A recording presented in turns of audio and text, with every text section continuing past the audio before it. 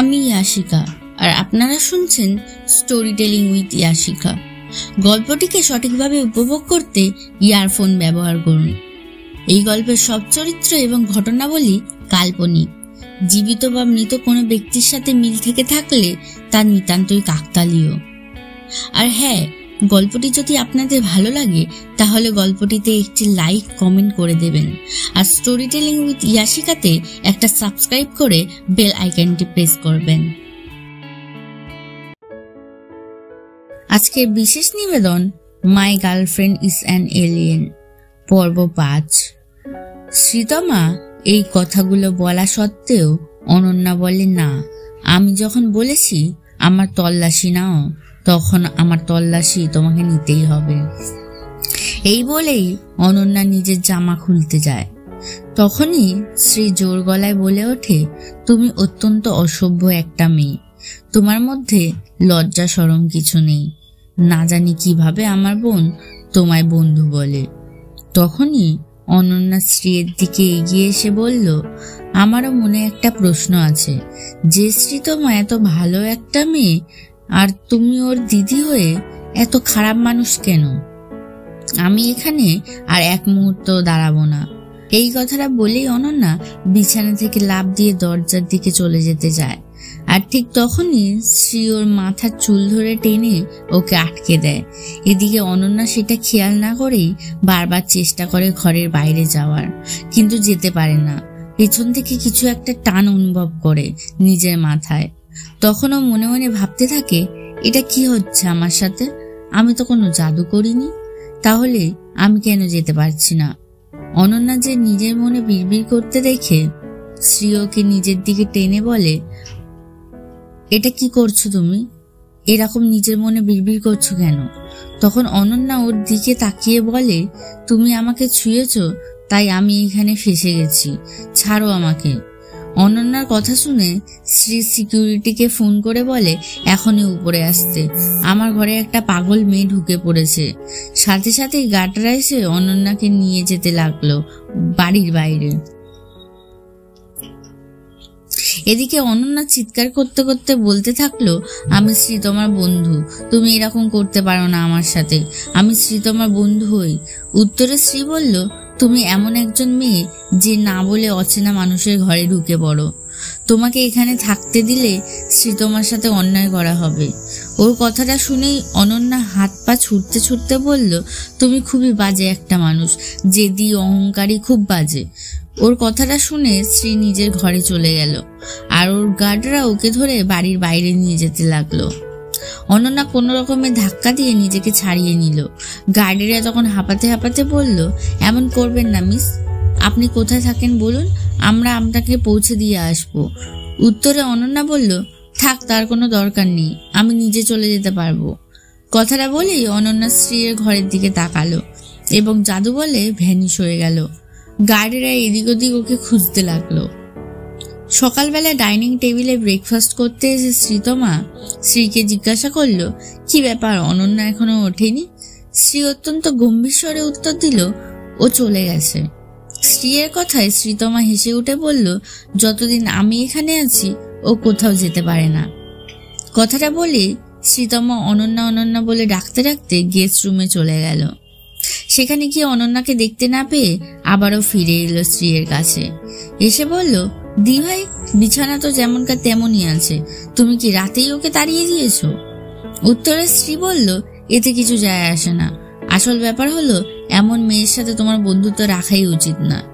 উত্তরে শ্রীতমা বলল, এটা অন্য কেউ বললে ঠিক ছিল, কিন্তু এটা তুমি কি করে বলছো? প্রত্যেকটা নিউজ পেপারে তোমার নতুন নতুন লাভ স্টোরি ছাপতেই থাকে। মম আর ড্যাড তোমার বিয়ে দেওয়ার জন্য প্ল্যানিং করছে, তার সত্ত্বেও তুমি নিজেকে শুধরালে না। উত্তরে শ্রী বলল, এটা আমার সমস্যা, তোমাকে এটা নিয়ে না ভাবলেও চলবে। তোমাকে যেটা করতে হবে সেটা হচ্ছে সময়ের সদ্ব্যবহার আর এক্সিবিশনের জন্য প্রিপারেশন। তোমার তো স্বাধীনতা চাই, তাই না? আর এগুলো না করলে তুমি কোনোদিনও সেই স্বাধীনতা পাবে না। কথাটা বলে শ্রী নিজের হাতে থাকা ঘড়িটা বন্ধ করে টেবিলের উপর রেখে বেরিয়ে যাচ্ছিল। সেই দেখে শ্রীতমা ওর পেছন পেছন গিয়ে বিরক্তির স্বরে বলল, দি ভাই, তুমি সত্যি করে বলো, অনন্যার সাথে তুমি কি করেছো? শ্রী বলল, ওর আর আমার মধ্যে কি ঘটেছিল সেটা তোমার না জানলেও চলবে। কথাটা বলে সিঁড়ি দিয়ে উপরে চলে গেল শ্রী। এরপর শ্রীতমা যতবারই শ্রী এর পিছু নিতে গেল ততবারই গার্ডরা ওকে আটকে দিল। শ্রীতমা বিরক্ত হয়ে বলল, আমি কি কোনো কয়েদি নাকি? উত্তরে গার্ডরা বলল, প্লিজ ছোট মেম সাহেব, এরকম করবেন না। এদিকে একজন লোক এসে বললেন, কেন আমাকে ডেকে পাঠিয়েছেন মিস মৈত্রী লাহিড়ী ওরফে শ্রী এর মা? উত্তরে মিস লাহিড়ী বললেন, অরুণ আজকে বাড়িতে নেই, সুতরাং তোমার দাঁড়িয়ে থেকে লাভ নেই, তুমি বসো। এবং লোকটিও কোথাও কেউ আছে কিনা চারিদিকটা পর্যবেক্ষণ করে ওনার পাশে বসে পড়ল। এরপর লোকটা বলল, বোন, তোমার সাথে কন্ট্রাক্ট করাটা অতটাও সহজ ব্যাপার না, কারণ আমি ভয় পাই কোম্পানির লোকেরা গুজব রটাবে যে তুমি ছিলে বলেই আমি জেনারেল ম্যানেজার হতে পেরেছি। উত্তরে মিসেস মৈত্রী বললেন, তুমি তো একজন দায়িত্বপূর্ণ মানুষ, তাই তোমার সাথে আমার গুরুত্বপূর্ণ কথা আছে। লোকটি জিজ্ঞাসা করলো, কি হয়েছে? উত্তরে মৈত্রী বললেন, আমি ভেবেছিলাম শ্রী এর গ্র্যাজুয়েশন কমপ্লিট পর অফিসের কাজে হাত লাগাবে, কিন্তু ও তো শুধুই আর্ট এক্সিবিশন করতে যায়। এরকম ভাবে চলতে থাকলে তো শ্রীতমা কখনোই কোম্পানিতে জয়েন করতে পারবে না।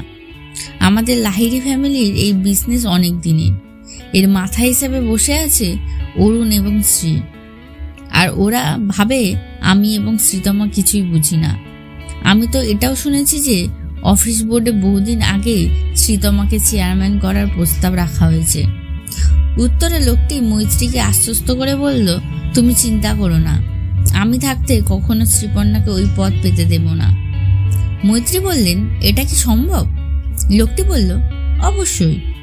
এরপর লোকটি একটি ফাইল মৈত্রীর হাতে তুলে দিল। মৈত্রী সেটা খুলে দেখল, এটা শ্রী এর হেলথ রিপোর্ট।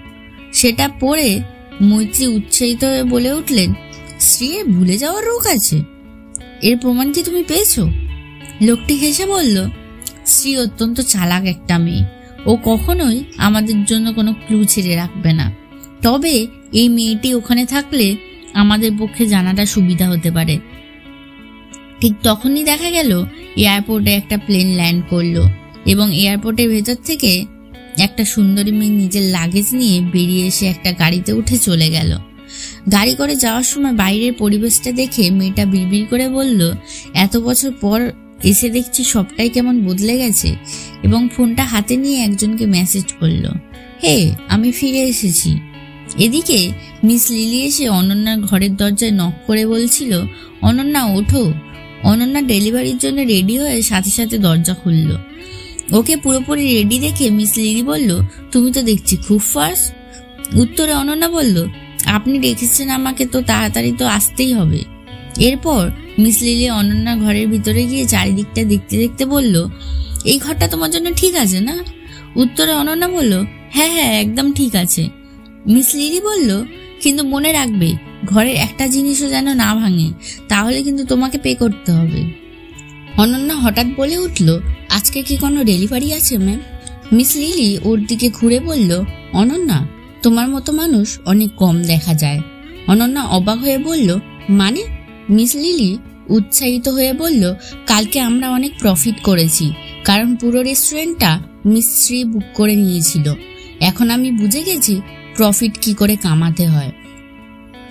আমাদের অনেক বড় বড় ক্লায়েন্ট চাই। কালকে যে সুন্দরী মেয়েটা এসেছিল ও হচ্ছে লাহিড়ী গ্রুপের প্রেসিডেন্ট, ওর নাম হচ্ছে শ্রীপর্ণা লাহিড়ী। তুমি এক কাজ করো, ওকে বরং পটিয়ে ফেলো, তাহলে আমাদের অনেক প্রফিট হতে পারে। অনন্যা উত্তরে বলল, আমি অলরেডি ওকে জড়িয়ে ধরেছিলাম। মিস লিলি অবাক হয়ে বলল, কি, তুমি ওকে জড়িয়ে ধরেছিলে? সে কি কথা? কথাটা উৎসাহের সাথে বলে অনন্যার হাত ধরে ওকে সোফায় বসিয়ে মিস লিলি ওকে বলল, তুমি না খুব ভালো মেয়ে, তুমি না খুব বোঝো। তারপর অনন্যার হাতে একটা পেপার দিয়ে বলল, এটা আমি ওনার জন্য একটা লাঞ্চ এগ্রিমেন্ট বানিয়েছি, যে উনি যদি আমাদের রেস্টুরেন্টে খেতে আসেন তাহলে আমি ওনাকে 30% ডিসকাউন্ট দেব। তোমাকে শুধু এই পেপারে ওনাকে দিয়ে সই করাতে হবে। অনন্যা বলল, কিন্তু মিস লিলি, আজকে আমার অনেক কাজ করা বাকি, খাবার ডেলিভারি করতে হবে, আমার অ্যানিভার্সারি খুঁজতে হবে। ওর কথা শুনে মিস লিলি অবাক হয়ে বলল, এখন এটা আবার কি? এখানকার ওয়াইফাই এর নেটওয়ার্ক খারাপ নাকি? অনন্যা হতাশ হয়ে বলল, আমার মনে হয় ওটা শ্রীয়ের কাছে আছে। আমি ওর ঘরেও খুঁজেছিলাম গিয়ে, কিন্তু ওটা পাইনি। কে জানে কোথায় আছে। মিস লিলি অবাক হয়ে বলল, তার মানে তুমি কি ওর বাড়িতেও গেছো? উত্তরে অনন্যা বলল, গেছিলাম তো, কিন্তু উনি ওনার ঘর থেকে আমাকে বের করে দিয়েছে। আমার মনে হয় আবার একবার আমার ওখানে যাওয়া উচিত। মিস লিলি বললেন, হ্যাঁ যাও, তোমার অবশ্যই ওখানে যাওয়া উচিত। কিন্তু অনন্যা চিন্তিত স্বরে বলল, কিন্তু ওনার বাড়িটা কোথায়? মিস লিলি হেসে উঠে বললেন, সেটা আমি জেনে নিচ্ছি। আমার কাছে অনেক কন্ট্যাক্ট আছে, তোমাকে অত চিন্তা করতে হবে না। তোমার উচিত ওনার জ্যাকেটের পকেটে, ওনার প্যান্টের পকেটে, ওনার জুতোয়, ওনার মোজায়, সব জায়গায় খুঁজে দেখা। মিস লিলির কথায় অনন্যা উৎসাহিত হয়ে বলল, হ্যাঁ ঠিক বলেছেন আপনি, আপনি সত্যিই খুব ভালো। কথাটা বলেই অনন্যা দৌড়ে ঘর থেকে বেরিয়ে গেল এবং মিস লিলি ওকে ডেকে বললেন, এদিকে এসো। অনন্যা আবারও ফিরে এসে দরজা থেকে উকি মেরে বলল, কি বলছেন? মিস লিলি সেই কন্ট্রাক্ট পেপারের দিকে ইশারা করে বলল, তোমার মনে হচ্ছে না তুমি কিছু ভুলে যাচ্ছ? অনন্যা দৌড়ে এসে পেপারসটা তুলে নিয়ে বলল, হ্যাঁ হ্যাঁ ঠিক বলেছেন আপনি। মিস লিলি আবারও বললেন, আর মনে রেখো, তুমি যেটা করতে যাচ্ছ সেটাকে প্রফেশনালি রেখো, পার্সোনালি নয়। অনন্যা মাথা নাড়িয়ে বলল, হ্যাঁ অবশ্যই। মিস লিলি বললেন, এখন যাও। অনন্যা মিস লিলিকে বাই বলে চলে গেল। ও চলে যেতে মিস লিলি উৎসাহের সাথে হাততালি দিয়ে বলে উঠল, মনে হচ্ছে আমি এবার খুব তাড়াতাড়ি বড়লোক হয়ে যাব। এরপর অনন্যা চলে গেল শ্রীয়ের অফিসে। এদিকে শ্রী একটা লিফটের মধ্যে ঢুকতে গিয়ে দেখলো অলরেডি লিফটটা ভর্তি হয়ে গেছে। সেখানে থাকা স্টাফেরা শ্রীকে দেখে জায়গা করে দিতে চাইছিল।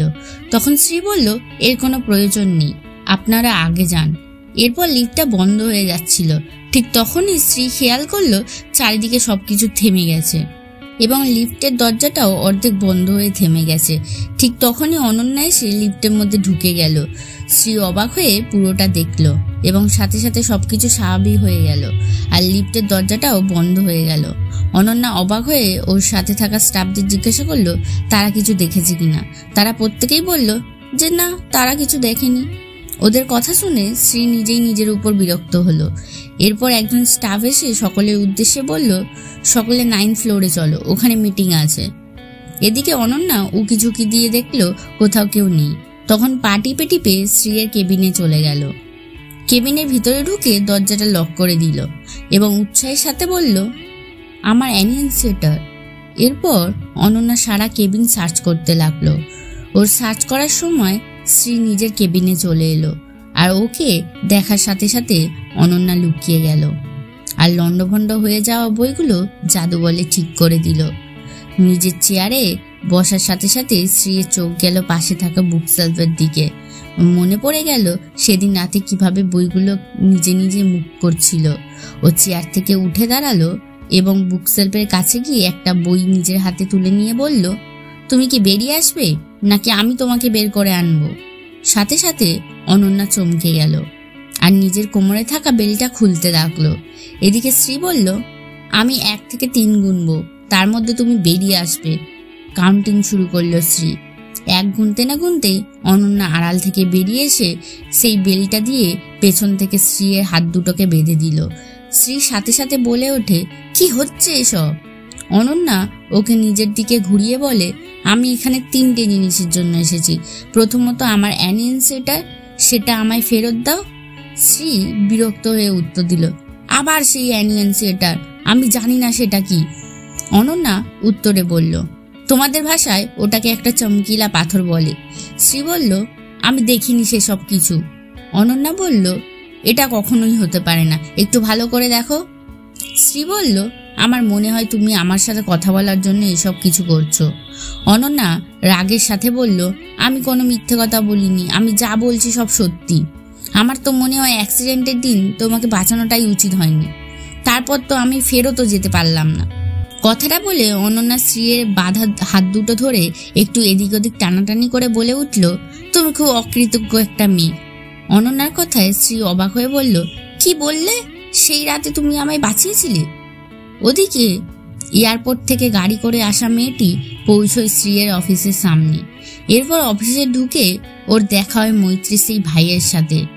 মেয়েটি ওনার সাথে হ্যান্ডশেক করে বলে, রাঘব আঙ্কেল, অপেক্ষা করানোর জন্য সরি। উত্তরে রাঘব বলে, তোমার এবং স্ত্রীর ব্লাইন্ড ডেটের ব্যাপারে তোমার পরিবার তোমার সাথে কথা বলেছে ঋতিকা?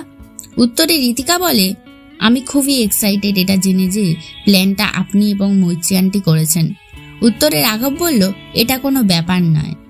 এদিকে অনন্যা স্ত্রীকে বলল, হ্যাঁ, আমি তো সেদিন তোমাকে বাঁচিয়েছিলাম, সেই জন্যই তো তুমি বেঁচে আছো। এরপর লাজুক হেসে বলল, তার জন্য কিন্তু আমাকে বিয়ে করতে বলবে না তোমায়, আমার অন্য কাউকে পছন্দ। তখন স্ত্রী বিরক্ত হয়ে বলল, তুমি কি কখনো কোনো সত্যি কথা বলতে পারো না? সেদিন রাতে ওই জায়গায় আর কেউ ছিল না, আর তুমি যদি আমাকে বাঁচিয়ে থাকো তাহলে তো তুমি সুপার ওম্যান। উত্তরে অনন্যা বলল, হ্যাঁ, একদম ঠিক বলেছ, আমি একজন সুপার ওম্যান।